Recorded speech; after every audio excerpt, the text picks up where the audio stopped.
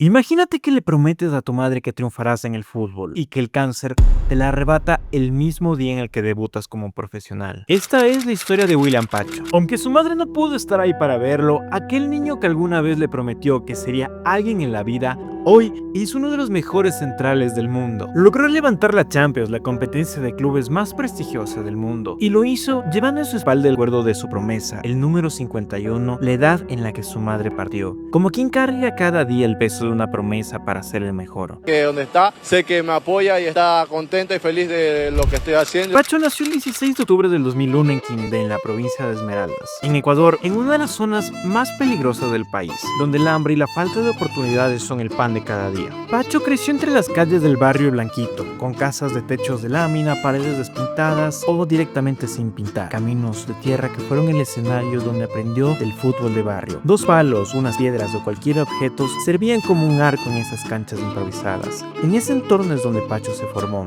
En su mente solo existía el fútbol. Sus profesores recuerdan que no era un buen estudiante, no por flojo, sino porque en su mente solo estaba el jugar al fútbol.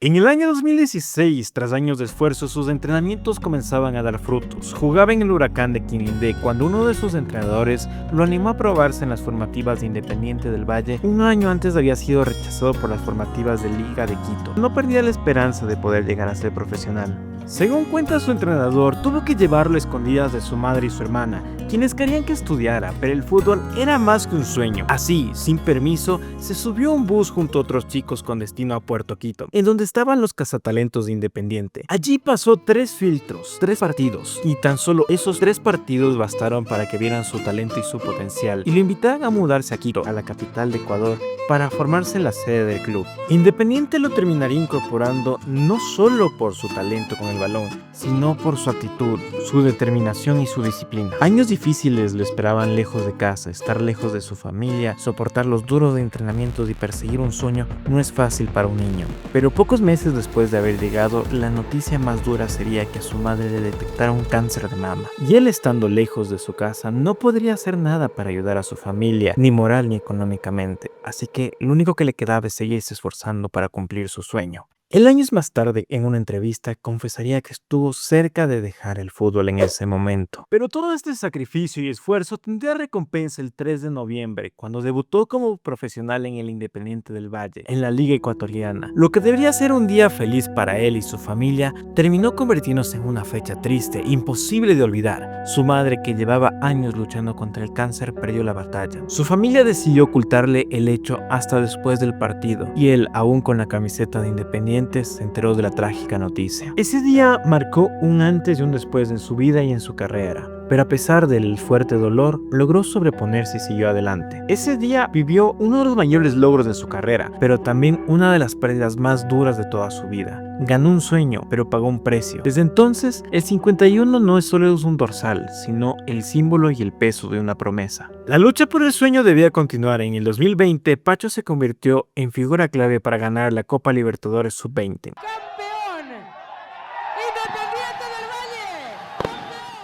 Y en el 2021 ganó la Liga Ecuatoriana con Independiente del Valle. En agosto de ese mismo año, una oferta de la Bundesliga llegaría. El Borussia Mönchengladbach quería ficharlo. Todo parecía cerrado, pero el club alemán antes necesitaba deshacerse de una plaza de extranjeros. Y al no conseguirlo, la transferencia se cayó. El sueño europeo se veía tan lejos. El sueño europeo tendría que esperar. Unos meses después, del 28 de enero de 2022, se anunció su fichaje por el Royal Ent de Bélgica por 5 temporadas a cambio de 5 millones de euros. Con ese traspaso, Pacho pudo cumplir su sueño y su promesa de sacar a su familia de la pobreza y convertirse en alguien en la vida. En Bélgica se transformó en un defensa determinante y pieza clave para alzar la Copa de Bélgica. Su rendimiento lo llevó a ser convocado con la selección ecuatoriana. Debutó en un amistoso de preparación para el Mundial de Qatar. El 28 de marzo del 2023 contra Australia marcó un gol de cabeza que les dio la victoria 2-1 en un debut de ensueño. Balón arriba, el golpe de cabeza de William Pacho, gol.